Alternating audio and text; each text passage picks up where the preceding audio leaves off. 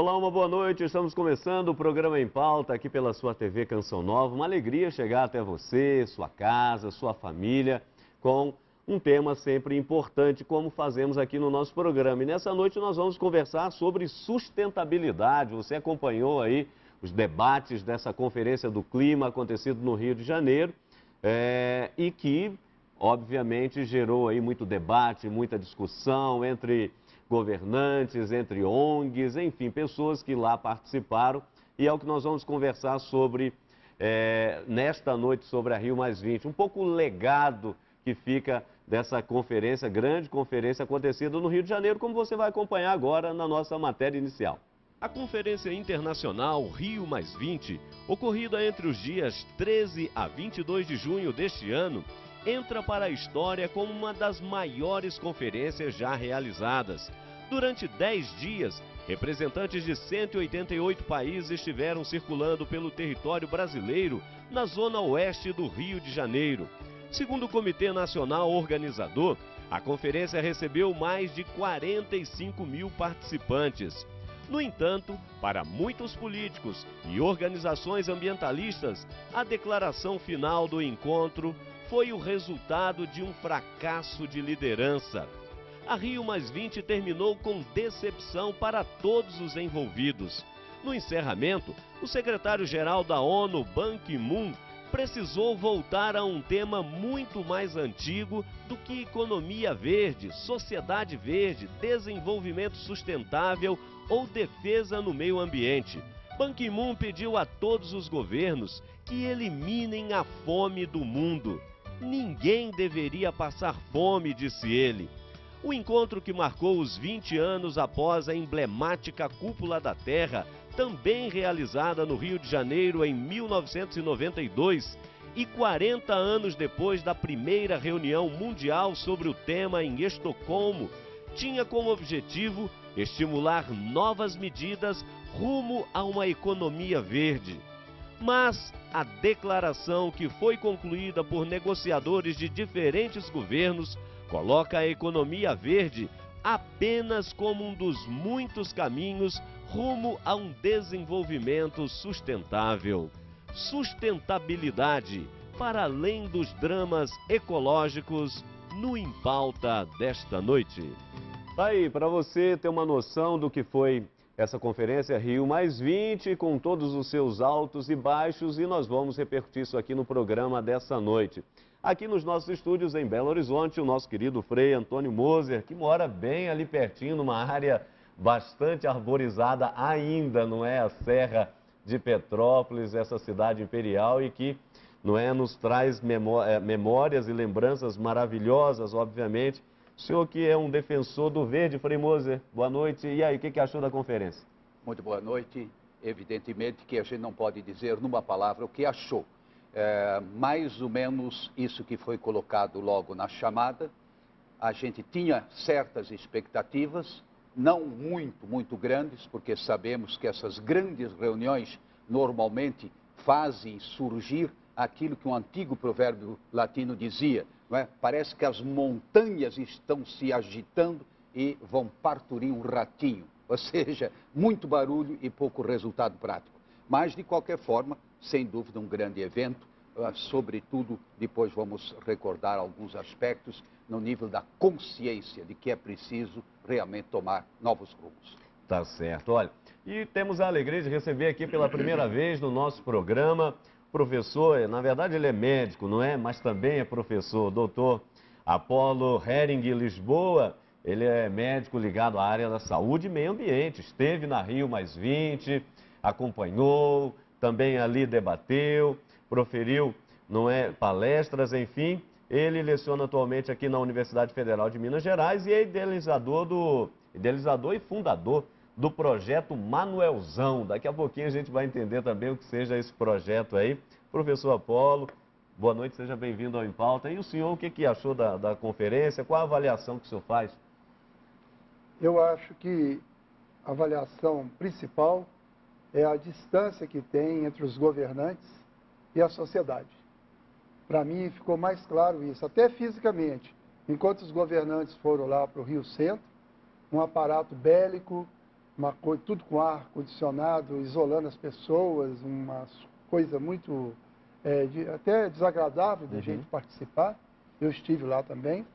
E a Cúpula dos Povos, que reuniu no aterro do Flamengo, com a participação de milhares de pessoas, tudo muito à vontade, vários locais para poder haver debates, sem aquele aparato militar, e eu me senti em casa na Cúpula dos Povos, na sociedade civil. Para mim foi a coisa mais que chamou a atenção.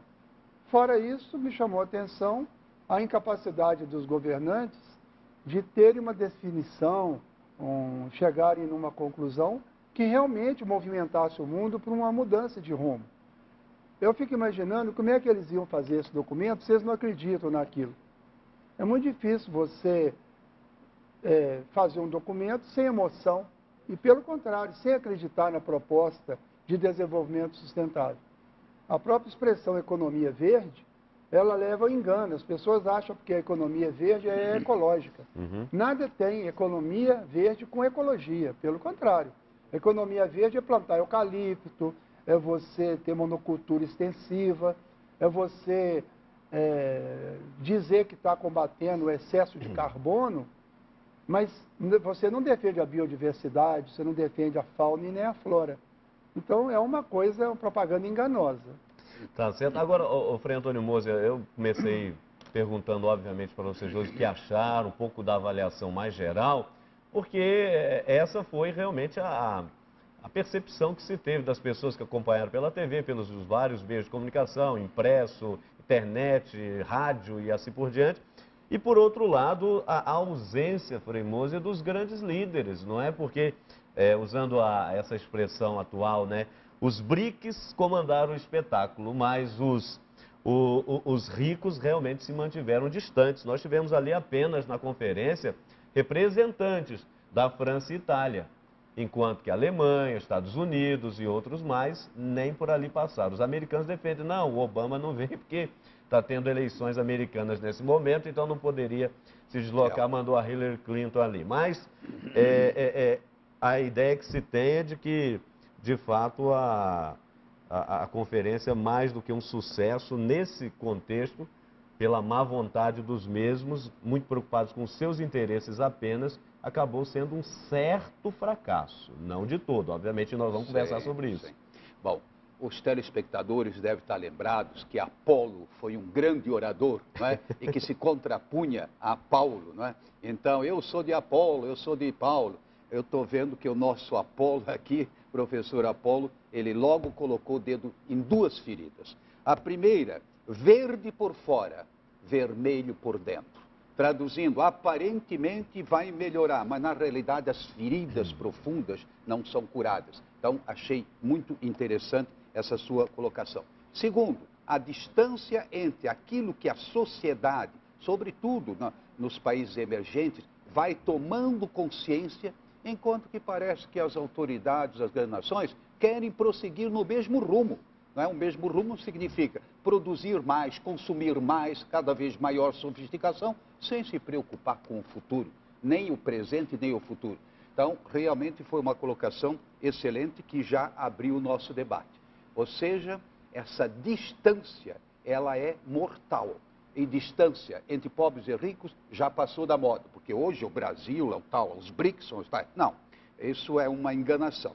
Mas, por outro lado, não há dúvida que as economias, sobretudo no caso da União Europeia, hoje com tantos problemas, mas a Europa Central, vamos dizer assim, Sim. Estados Unidos e outras nações que têm uma economia baseada na produção, na tecnologia sofisticada, avançada, esses realmente não estão muito interessados em mudar os parâmetros. Não é que vamos ser contra a tecnologia, não é? Mas os parâmetros, a compreensão do todo. E por isso provavelmente se ausentaram, porque não se sentiu em casa.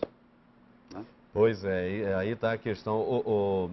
Você que está nos acompanhando, você sabe que foi redigido um documento final, não é? Com o título Futuro que Nós Queremos. Futuro que Nós Queremos. Um documento de 53 páginas aproximadamente. Na verdade, houveram aí algumas modificações, mas que de modo nenhum alteraram já o conteúdo do antigo documento, E o interessante, para você que está nos acompanhando em casa, professor, é que nesse documento, um trechinho da parte final diz o seguinte, os governantes, né, afirmam no documento: renovamos nossos compromissos com o desenvolvimento sustentável para garantir a promoção de um futuro economicamente, socialmente e ambientalmente sustentável para o nosso planeta e para gerações futuras e presentes. Inclusive, tem até aqui algumas metas, não é? Para 2030, precisaremos, não é, de 50% mais alimentos, 45% mais energia, 30% mais água, apenas para viver como vivemos hoje. Isso foi a advertência que fez o secretário-geral da ONU, o Ban Ki-moon. Para 2050, estima-se que a população mundial estará aí na casa dos 9 bilhões e 500 milhões de pessoas. Atualmente estamos na casa dos 7. Então, diante de números como esse, de necessidades tão grandes como essa, o cidadão fica um pouco perplexo, porque ele diz, poxa, o que esses caras querem, não é? Os governantes estão preocupados com o próprio umbigo e o planeta que se dane, ficou o sentimento meio de rua é esse, o senhor concorda? Uma coisa que me impressiona muito entre os grandes políticos internacionais, inclusive, é que de tanto mentirem ao povo, eles começam a acreditar nisso. A gente vê que dizer que precisa de alimentar o povo, né? O secretário-geral da ONU, Ban Ki-moon, dizendo que a grande preocupação dos governantes é acabar com a fome no mundo. Não é verdade. Eles estão aumentando a frota de automóveis e estão desmatando o cerrado brasileiro, que é um sistema riquíssimo, desmatando ecossistemas como a Amazônia e outros, para plantar eucalipto e plantar cana. A cana para fabricar álcool, o álcool para alimentar automóveis particulares. Então, assim, se eles tivessem interesse em plantar alimentos, primeiro que eles iriam estimular o transporte coletivo, não estimular o crédito para a compra de automóveis particulares. Mesmo que a pessoa mais pobre queira ter um carro, ela poderia usar o carro alugado numa locadora. Se você tivesse milhares de locadoras pelo Brasil alugando carro baratinho, todo mundo podia passar férias e ir de carro e voltar de carro. E você poderia também diminuir os incentivos a carros de luxo e tal. Você podia ter uma outra política em que qualquer pessoa podia ter acesso ao automóvel. Porém, se eles estivessem interessados numa mudança para alimentar, você teria que pensar também em diminuir o consumo de proteínas animais. Minas Gerais, 50% do desmatamento é para plantar capim, foi para plantar capim, para criar gado, e você planta milho para alimentar galinha e porcos, e soja também para alimentar porcos.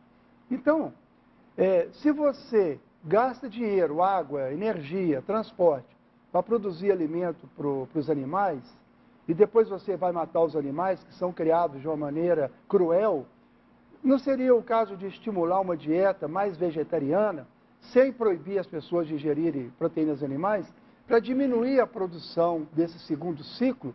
Com isso, você poderia diminuir o custo do alimento, a população teria um alimento mais saudável, o alimento vegetal é mais saudável, tem que variar a dieta para ficar uma coisa gostosa. Então, assim, são várias coisas que precisariam ser feitas e que não são feitas. Então, na verdade, eles estão produzindo a monocultura, soja, cana, eucalipto e outros, não é produção de alimentos para os seres humanos. E se eles quisessem que o ser humano alimentasse melhor, eles deviam querer também melhorar as escolas, melhorar as moradias. Então, não é verdade. Me lembra um pouco o discurso da transposição de São Francisco, que dá a impressão que o único lugar que a miséria por falta d'água é o Nordeste. Nos outros locais, a miséria tem outras explicações. Sempre uma mentirazinha. Pois é, sim, realmente o nosso professor está com coragem. O senhor vai sair daqui com muita proteção, né? Porque as suas pontadas... A proteção de Deus. A proteção de Deus. Não, as suas colocações, elas dão o que pensar. Por exemplo, esse incentivo a consumir mais. Esse é o grande dilema. E, sobretudo, nessa linha do automóvel, realmente não dá para entender, porque não dá mais nem para circular. Não temos rodovias, não temos as ruas, são as mesmas, enfim. Mas essa vamos dizer, alimento para animais. Isso me impressionou. Eu nunca tinha pensado nesses termos, mas eu acho que o senhor está coberto de razão. Em outras palavras, a alimentação humana, ela tem que ser diversificada. E, sobretudo, isso que ele acentuou, não é? Através de alimentos que nós chamaríamos alimentos, como é que o senhor deu o nome? Foi... saudáveis. Saudáveis, né? Exato. Mais saudáveis, mais vegetais, não é? E, inclusive, se sabe que, por exemplo, na China, os vegetais são, assim, supervalorizados. Nesse sentido, a grande parte da alimentação, ela vem daí, não é? E isso é muito sintomático. E com todo respeito aos animais, porque eu defendo que os animais sejam respeitados como direitos que eles têm à vida. Não é possível aceitar que os animais do mundo vivam enjaulados, sem liberdade, em zoológicos, que é um absurdo ter zoológico. Os animais têm o direito à vida, à liberdade e são portadores de direitos à vida. Pois é, olha, nós estamos aqui só abrindo um pouco a questão, exatamente, para você em casa ter noção do que foi esta conferência. Talvez você não tenha tido a oportunidade de acompanhar isso, até porque na TV aberta, às vezes são reportagens, muitas delas às vezes encomendadas, então nem sempre você tem acesso na íntegra àquilo que foi a conferência. E aqui nós temos a oportunidade com o professor Apolo de verificar isso mais de perto e com o Frei Antônio Moser. O Frei Moser, antes ainda de terminar o nosso bloco, ainda nessa panorâmica que estamos fazendo, a igreja também se fez presente, né? Através do seu enviado, no caso aqui foi o Dom Odilo, arcebispo metropolitano de São Paulo, e que, entre outras coisas, trouxe uma palavra da igreja, do Papa, chamando a atenção para a tomada de consciência. Daqui a pouquinho nós vamos entrar nisso aí a partir do segundo bloco.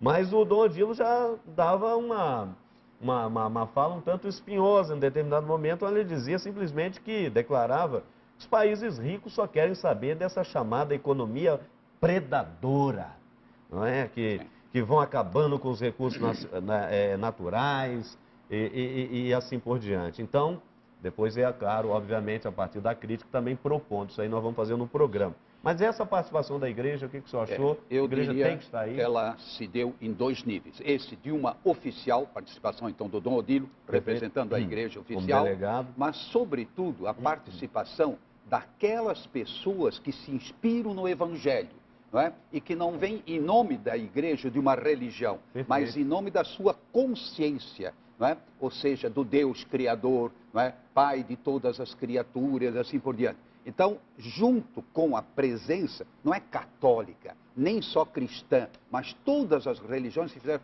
um grande gesto ecumênico. E pela minha compreensão, essa mudança de mentalidade, mudança no caminho da solução desses problemas, ela vai se dar justamente com o ecumenismo, a força de todas as religiões, todas as crenças, indo numa só direção. O padre Hamilton colocou uma questão interessante, que é a defesa do recurso natural. Olha como é que a nossa linguagem vai sendo influenciada pelo sistema econômico.